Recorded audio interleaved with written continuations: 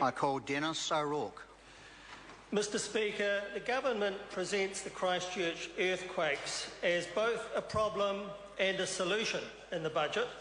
It is one of the three excuses given for its failure to manage the New Zealand economy adequately, listed along with the global financial crisis and the New Zealand recession from 2008, both of which have been with us, of course, for some years.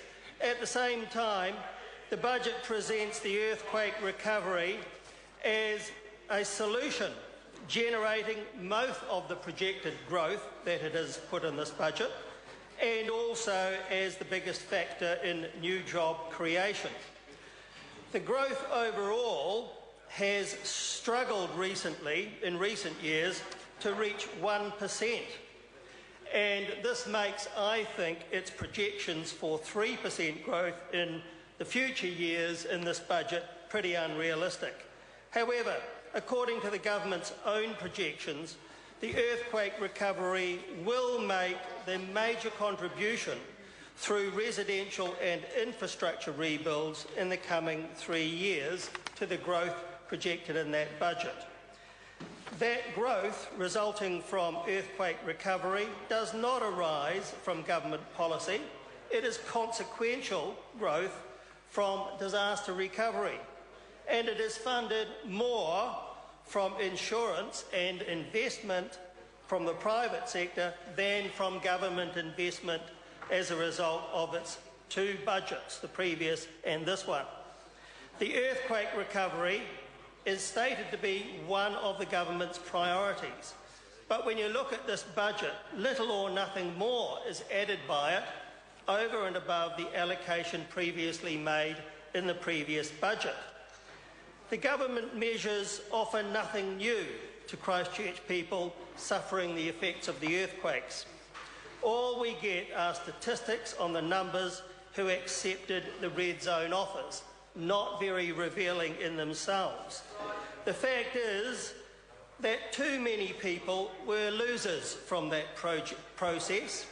Too many people cannot, in fact, afford to buy the new sections, those of them which are on offer, and there are far too few of those. Homes are effectively confiscated by the government under the red zone regime, with inadequate compensation for far too many people. Yes, there have been some winners, but there have been far too many losers. People who are expected to move on without fair compensation. And that isn't the way that New Zealanders do things, Mr Speaker. For example, I suggested to the Earthquake Minister concessionary bridging finance as a way of helping people move on. For example, a facility up to $100,000, repayable on the sale of the property or the death of the borrower, with no interest, or perhaps at most a modest or concessionary interest rate. And that would have been possible with very modest expense to the government, and it would have helped a lot of people to move on. And there has been no reply to that, no action on that, or any other provisions of that kind which would actually make a difference to Christchurch people who are struggling to move out of the red zone and to buy another property. And that's just not good enough. This budget is silent about that. Another fact is that some insurers are getting away with blue murder, deliberate delays, bullying of claimants, and other problems. And we see again absolutely no action by this government whatsoever, and that's not good enough either. And another fact is that the Earthquake Commission has been much too slow in reinstating damaged land and homes in Christchurch. And I believe that the reason for that is the Fletcher monopoly. It's a monopoly of inaction, Mr Speaker. Qualified Christchurch tradespeople are available who are not employed by Fletchers, and they are available to assist in the rebuild. They are being shut out by the policies of this government, and that's poor use of available resources and contributes further to the very slow progress of reinstatement of damaged houses in Christchurch. Another fact is that there is a severe housing shortage in Christchurch. It is chronic and it is getting worse. No significant action has been taken by this government, nor on the rent increase explosions. No action has been taken on that either. People have asked for months for action on that, and they get silence from this government. So, if the Christchurch earthquake priority is such a high priority for this government, why has there been so little action on these important issues? Mr. Speaker, I believe that Christchurch people have gone through 3 stages in their reaction to what has happened since the earthquake. The first one was a reaction of gratefulness that the government was in there and helping out. And we all felt that. That was fine. And I suppose that assisted them in the election.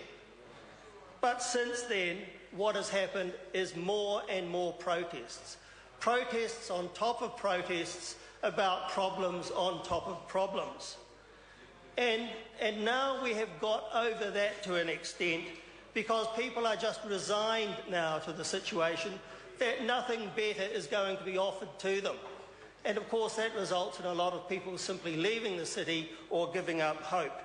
And in fact, in a recent survey, 68% of Christchurch people said that they were unhappy with the government and the earthquake policy.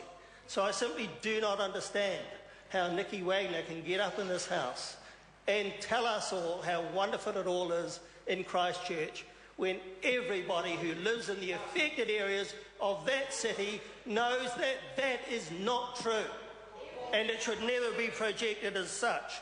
But there is more. There is more, Mr. Speaker. The rebuilding of Christchurch Central, and Nicky Wagner, as she says, lives there, needs funding. It needs funding so that the rebuild can happen with insurance money and with government money and happen promptly. Basic infrastructure gets attention with a combination of government money, council money and insurance money. But there is not enough to fund the aspirations of Christchurch people for their city. For these 3 things, first of all, the new central city rebuild. There is a good plan which has been produced and the CCDU has been established and we hope that that will be effective in pursuing that plan. But what funding has been allocated to it? We don't see that in this budget and we should. And secondly, the repair of heritage buildings, dear to so many people in Christchurch. There has been nothing but a huge, deafening silence from the government on that, Mr. Speaker. There should be a special provision in the budget for the preservation of heritage buildings in Christchurch as required by the people who live there. And thirdly, there needs to be support, direct support for economic recovery in Christchurch, such as special economic zones to stimulate economic recovery and to ensure that it happens in a structured way. So what we get from this government is yet another aspect of its dull, lifeless budget from Asteroid National for Christchurch. No provision for those needs that I have spoken of. So much for the Christchurch earthquake recovery commitment from this government. Many are now saying that the earthquake disaster was one thing, but it has been matched by government policy as well. And Mr. Speaker, the Minister of Finance in his budget speech said this, quote, "The rebuilding of Christchurch will be a key driver of economic activity and is expected to contribute about 1% to growth in each calendar year from 2012 to 2016, unquote. So the rebuild will save the New Zealand economy to this very considerable extent. But given the pathetic record of growth under this government of only about 1% in recent times, the Christchurch rebuild will be apparently a very big and perhaps all of that future growth. And none of it is actually this national government's doing. Mr. Speaker, its reliance on a natural disaster to produce the growth that it claims credit for is not a credit to this government. and growth needs to be achieved well over and above that. Mr Speaker, for those Sorry to interrupt the honourable member, as time has expired. I call Shane Arden.